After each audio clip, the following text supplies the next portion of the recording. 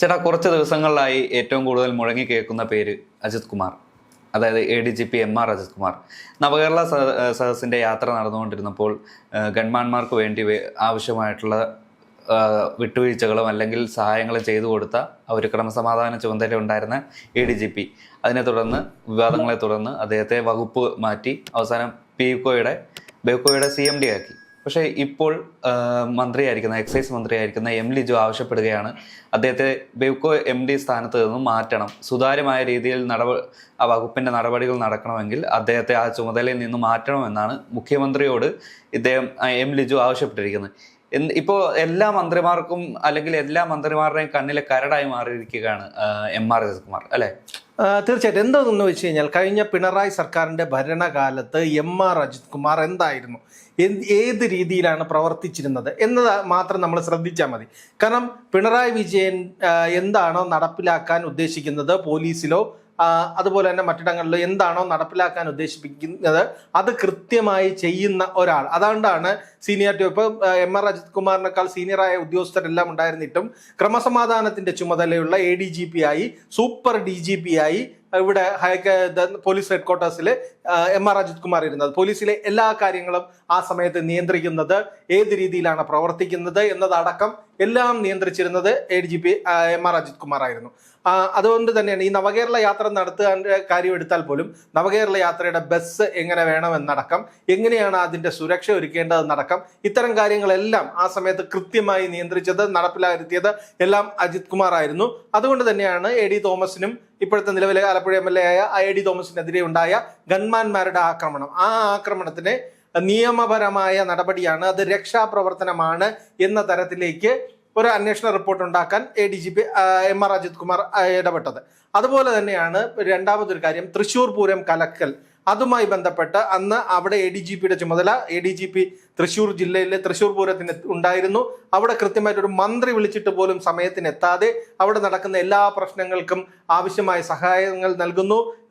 ആനയ്ക്ക് പട്ടയുമായി പോകുന്ന ജീവനക്കാരെ തടയുന്നു. കുടമാറ്റത്തിന് കുടയും കൊണ്ടുവരുന്ന ജീവനക്കാരെ പോലീസ് തടയുന്നു. ഇത്തരത്തിൽ എങ്ങനെയൊക്കെ അവിടെ പ്രശ്നമുണ്ടാക്കാമോ അതെല്ലാം ഗൂഢാലോചന നടത്തി കൃത്യമായി അവിടെ നടപ്പിലാക്കിയതിൽ ADGP MR അജിത് കുമാറിന് പങ്കുണ്ടെന്നാണ് CPI അടക്കം പറയുന്നത്. ഈ ഘട്ടത്തിലാണ് അത്രമാത്രം വിജയന്റെ വിശ്വസ്തൻ, പിണറായി വിജയനോട് ചേർന്ന് നിന്ന് പ്രവർത്തിക്കുന്ന ഒരു ഉദ്യോഗസ്ഥൻ, RSS നേതാക്കളെ ഊഴമിട്ട് കണ്ട് പിണറായിയുടെ സന്ദേശം കൃത്യമായി എത്തിച്ച ഉദ്യോഗസ്ഥൻ, അതുപോലെ തന്നെയാണ് ഈ രീതിയിലെല്ലാമാണ് പ്രവർത്തിച്ചിരുന്നത്. അതുകൊണ്ട് തന്നെ പിണറായി വിജയന്റെ സമയത്ത് ADGP ആയിരുന്നെങ്കിൽ പോലും വല്ലാത്തൊരു സംരക്ഷണമാണ് കിട്ടിയിരുന്നത്. കാരണം തൃശ്ശൂർ പൂരം കലക്കൽ പോലെ ഒരു വിഷയമുണ്ടായി. CPI മുന്നണിയിലെ രണ്ടാമത്തെ പ്രധാന കക്ഷിയായ CPI നിരന്തരം ആവശ്യപ്പെട്ടു. AK സെന്ററിലെ സംസ്ഥാന സെക്രട്ടറി ബിനോയ് വിശ്വം കയറി ഇറങ്ങി ഈ MR അജിത് കുമാറിനെതിരെ ഒരു നടപടിയെടുക്കാൻ.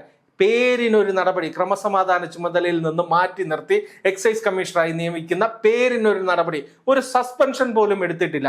അതുപോലെ തന്നെ CPMന്റെ സൈബർ മുഖമായിരുന്ന സ്വതന്ത്ര MLA ആയിരുന്ന PV അൻവർ ഏറ്റവും കൂടുതൽ വിമർശനം ഉന്നയിച്ചത് ADGP അജിത് കുമാറിനെതിരെയായിരുന്നു.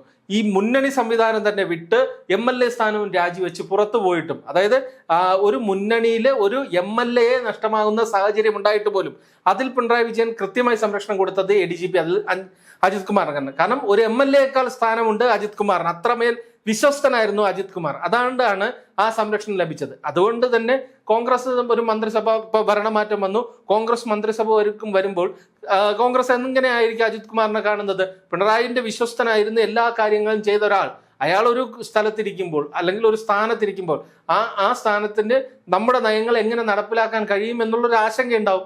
ആ ആശങ്ക തന്നെയാണ് ഇപ്പൊ ലിജുവും പങ്കുവച്ചിരിക്കുന്നത്.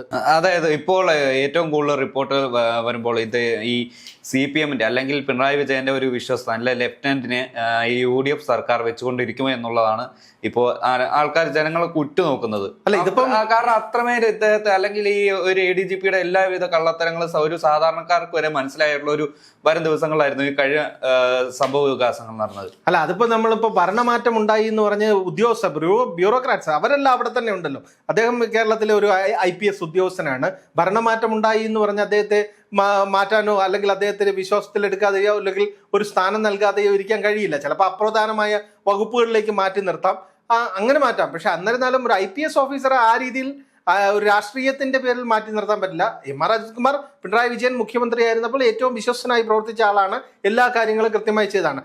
അതുകൊണ്ട് മാറ്റി നിർത്തൽ, രാഷ്ട്രീയം പറഞ്ഞ് മാറ്റി നിർത്താൻ പറ്റില്ല. പക്ഷെ ഇവിടെ എങ്ങനെയാണ് ഈ അജിത് കുമാറിനെതിരെ കൃത്യമായ അന്വേഷണം നടക്കുന്ന ഒരു കേസുണ്ട്. ആ കേസിൽ നടപടി ഉറപ്പാണ്. കാരണം എന്ന് പറഞ്ഞു കഴിഞ്ഞാൽ ഈ ആലപ്പുഴയിലെ രക്ഷാപ്രവർത്തനം, ആ രക്ഷാപ്രവർത്തനത്തിന്റെ ആദ്യത്തെ എൻക്വയറി റിപ്പോർട്ട്, അവിടെ ഗൺമാന്മാരുടെ ഇടപെടൽ തെറ്റായിരുന്നു, നിയമവിരുദ്ധമായിരുന്നു എന്ന ആദ്യത്തെ അന്വേഷണ റിപ്പോർട്ട് തിരുത്തിയത് ADGP എം.ആർ. അജിത് കുമാറിന്റെ നിർദ്ദേശപ്രകാരമാണെന്നുള്ള വിവരമാണ് പുറത്തു വരുന്നത്. ഇന്ന് തന്നെ അന്ന് ADGP ഓഫീസിൽ പ്രവർത്തിച്ചിരുന്ന ഈ റിപ്പോർട്ട് തിരുത്തിയ ഗ്രേഡ് SI-മാരായ 2 പേർ ഈ കേസ് അന്വേഷിക്കുന്ന പ്രത്യേക അന്വേഷണ സംഘത്തിന് മുന്നിൽ കരഞ്ഞുകൊണ്ട് മൊഴി നൽകി തങ്ങൾക്ക് കിട്ടിയ നിർദ്ദേശം ഞങ്ങൾ പാലിച്ചു എന്ന്. കാരണം ഈ ഗൺമാന്മാർ ഇത് ചെയ്ത നിയമവിരുദ്ധമായ പ്രവൃത്തിയെ രക്ഷാപ്രവർത്തനമെന്ന് മുഖ്യമന്ത്രി പറയുകയും ആ രക്ഷാപ്രവർത്തനത്തെ രക്ഷിച്ചെടുക്കാൻ വേണ്ടി അജിത് കുമാറിന്റെ നിർദ്ദേശപ്രകാരമാണ് ഈ റിപ്പോർട്ട് തിരുത്തിയെന്നുള്ള കണ്ടെത്തലാണ് വരുന്നത്. ഇതിപ്പോ SITയുടെ ഫൈനൽ റിപ്പോർട്ട് വരുമ്പോൾ ഇതിനനുസരിച്ചുള്ള നടപടി വരും. ആ നടപടി വരുന്നതിന്റെ ഒരു തുടക്കമാണിത്. പിന്നെ ഈ ബെബ്കോ MD സ്ഥാനത്ത് നിന്ന് എം.ആർ. അജിത് കുമാറിനെ മാറ്റുക എന്ന് പറഞ്ഞു കഴിഞ്ഞാൽ മന്ത്രി തന്നെ നേരിട്ട് അജിത് കുമാറിനോട് കൃത്യമായി ഈ വിവരം പറഞ്ഞിട്ടുണ്ടെന്നാണ് പുറത്തു വരുന്ന റിപ്പോർട്ട്. കാരണം അതുകൊണ്ട് തന്നെ ബെബ്കോയുടെ ദൈനംദിന പ്രവർത്തനങ്ങളിലൊന്നും കാര്യമായ ശ്രദ്ധ അജിത് കുമാർ കൊടുക്കുന്നില്ല എന്നും കൃത്യമായ നയപരമായ തീരുമാനങ്ങൾ എടുക്കാതെ മാറി നിൽക്കുന്ന ഒരു സമീപനം, ഇടയ്ക്ക് മാത്രം ഓഫീസിൽ വരുന്ന ഒരു സമീപനം, അതുകൊണ്ട് തന്നെ വലിയ പ്രതിസന്ധി ബെബ്കോയുടെ ദൈനംദിന നടത്തിപ്പിൽ ഉണ്ടെന്നാണ് റിപ്പോർട്ടുകൾ പുറത്തു വരുന്നത്. അത്തരത്തിൽ വാർത്തകളും പുറത്തു വന്നിട്ടുണ്ട്. അതുകൊണ്ട് തന്നെ ഈ അന്വേഷണ റിപ്പോർട്ടിന്റെ അടിസ്ഥാനത്തിൽ, അതായത് പ്രത്യേക അന്വേഷണം ഷൗക്കത്തിൽ നേതൃത്വം നൽകുന്ന ആലപ്പുഴയിലെ രക്ഷാപ്രവർത്തനം അന്വേഷിക്കുന്ന അന്വേഷണ റിപ്പോർട്ടിന്റെ അടിസ്ഥാനത്തിൽ അജിത് കുമാറിനെതിരെ ഒരു നടപടിക്കുള്ള എല്ലാ സാധ്യതയും കാണുന്നുണ്ട്. അതായത് വിവാദ ചുഴിയിൽ ഈ അജിത് കുമാർ പെട്ടു നിൽക്കുമ്പോഴും ഈ സംസ്ഥാന സർക്കാർ ഇദ്ദേഹത്തെ ഈ സ്ഥാനത്ത് നിന്ന് മാറ്റി നിർത്താൻ വേണ്ടി തയ്യാറാകുന്നില്ല. അതൊരു IPS ഉദ്യോഗസ്ഥന് കിട്ടുന്ന ഒരു പ്രിവിലേജ് ആണ്. പക്ഷെ എങ്കിലും ഈ ഒരു ഇന്ന വകുപ്പിൽ അല്ലെങ്കിൽ ബെബ്കോ വകുപ്പിൽ നിന്ന് സർവ്വ ചുമതലകളിൽ നിന്നും റിലീവ് ചെയ്ത് തൽക്കാലം അവധിയിലേക്ക് പോകാനോ അല്ലെങ്കിൽ മറ്റെന്ത് നടപടികളിലേക്കും നീങ്ങാനായിട്ട് സംസ്ഥാന സർക്കാരോ അല്ലെങ്കിൽ ആഭ്യന്തരമന്ത്രിയോ അദ്ദേഹത്തോട് ആവശ്യപ്പെടുന്നില്ല. അല്ല, ഇതിപ്പോ ഭരണമാറ്റം ഉണ്ടായിട്ട് ദിവസങ്ങളല്ലേ ആയിട്ടുള്ളൂ. കാരണം ഭരണമാറ്റം ഉണ്ടായി, ആദ്യത്തെ നയപ്രഖ്യാപനം കഴിഞ്ഞു, അതിന്റെ നടപടിക്രമങ്ങൾ നടക്കുന്നതേ ഉള്ളൂ. പക്ഷെ അതിനു മുമ്പിൽ തന്നെയാണ് വളരെ വേഗത്തിൽ ഒരു SIT രൂപീകരിച്ച് ഈ കേസ് അന്വേഷിക്കുന്നത്. ഈ കേസ് അന്വേഷിക്കുന്നതിന് പിന്നെ അതുപോലെ തന്നെ കാര്യമായ IAS തലത്തിലുള്ള അഴിച്ചുപണിയൊന്നും നടത്തിയിട്ടില്ല. കുറച്ച് കളക്ടർമാരുടെ മാറ്റവും അതൊക്കെയാണ് നടന്നിട്ടുള്ളത്. IPS തലത്തിലുള്ള അഴിച്ചുപണി നടന്നിട്ടില്ല. ഒരു സർക്കാർ ചുമതലയേറ്റ് ഈ സർക്കാർ കാര്യങ്ങളെല്ലാം പഠിച്ചതിന് ശേഷമാണ് ഈ നടപടികളിലേക്ക് പോകാൻ. അല്ലാതെ നമ്മളിപ്പോൾ ഒരു സർക്കാർ വന്നു എന്ന് പറഞ്ഞിട്ട് ആ ഉദ്യോഗസ്ഥൻ CPM-ന്റെ ആളാ, ഈ ഉദ്യോഗസ്ഥൻ പിണറായിയുടെ ആളാ, ഈ ഉദ്യോഗസ്ഥൻ MV ഗോവിന്ദന്റെ ആളാ എന്ന് പറഞ്ഞ് ഒരു മാറ്റം അല്ലല്ലോ ചെയ്യേണ്ടത്. അത് കൃത്യമായി പഠിക്കുക.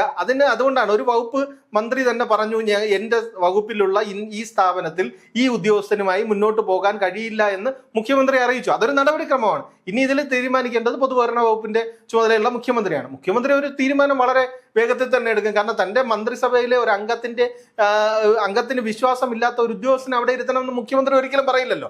അതുകൊണ്ട് തന്നെ അവിടെ നിന്ന് അദ്ദേഹത്തെ മാറ്റാനും പുതിയ വകുപ്പ് ഏതെങ്കിലും ചുമതല നൽകാനുള്ള തീരുമാനം ഉടൻ തന്നെ ഉണ്ടാവാനാണ് സാധ്യത. ഇപ്പോ മറ്റേതെങ്കിലും വകുപ്പിന്റെ തലപ്പത്തായിരിക്കുമല്ലോ ഇപ്പോ അജിത് കുമാറിനെ ചേഞ്ച് ചെയ്യുന്നത്. ഇപ്പോ M ലിജുവിന്റെ തന്നെ അല്ലെങ്കിൽ ആ ഒരു തീരുമാനം തന്നെ മറ്റു മന്ത്രിമാരും എടുത്താൽ പോസ്റ്റിംഗ് ഏറെ സങ്കീർണമാവും. കാര്യം എന്ന് പറയുന്നത് ഒരു IPS ഓഫീസറാണ് അദ്ദേഹം. അദ്ദേഹത്തിന് അങ്ങനെ പോസ്റ്റിംഗ് കൊടുക്കാതെ മാറ്റി നിർത്താൻ പറ്റില്ല. അല്ലെങ്കിൽ എന്തെങ്കിലും അച്ചടക്ക നടപടി വരണം. ഈ തോമസിന്റെയും അതേപോലെ രക്ഷാപ്രവർത്തന വിഷയത്തിൽ ഒരു അന്വേഷണ റിപ്പോർട്ട് വരികയും അതിൽ എം.ആർ. അജിത് കുമാറിന്റെ പങ്ക് വ്യക്തമാവുകയും ചെയ്യണമെങ്കിൽ അതിന്റെ പേരിൽ ഒരു അച്ചടക്ക നടപടി എടുത്ത് മാറ്റി നിർത്താം. അല്ലാതെ ഒരു ഉദ്യോഗസ്ഥന് ഒരു പദവി കൊടുക്കാതെയോ അല്ലെങ്കിൽ ഉദ്യോഗസ്ഥനെ മാറ്റി നിർത്താതെ അല്ലെങ്കിൽ ഒരു പദവി കൊടുക്കാതെ ഒരു കസേരയിട്ട് ഇരുത്താതിരിക്കാൻ ഒരു സർക്കാരിനും കഴിയില്ല. IPS ഓഫീസറാണ്, ഓൾ ഇന്ത്യ സർവീസിലുള്ളതാണ്.